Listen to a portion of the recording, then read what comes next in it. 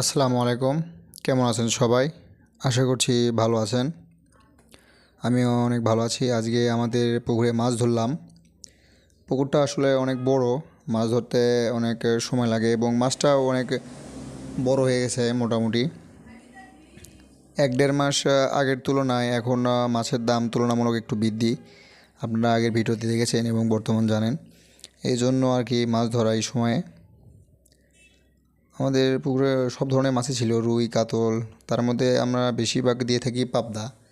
পাবদা আসলে আমাদের মেন বিজনেস। পাবদা আসলে পুকুরে বেশি থাকে।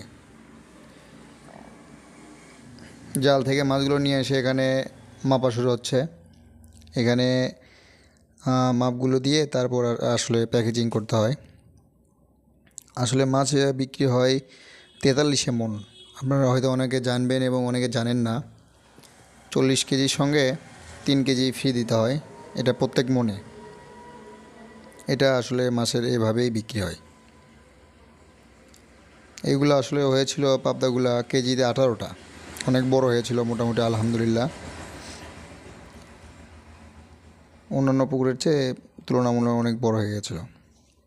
আর এইগুলো মাছ মাপার পর একদম ডাইরেক্ট ব্যারেলের মধ্যে বরফ এবং লবণ রাখা আছে, সরাসরি তার মধ্যে ঢেলে দিলে মাছগুলো ঠিক থাকে, সমস্যা হয় না, পচে যাওয়ার ভয় থাকে না, অন্য কোনো সমস্যা থাকে না।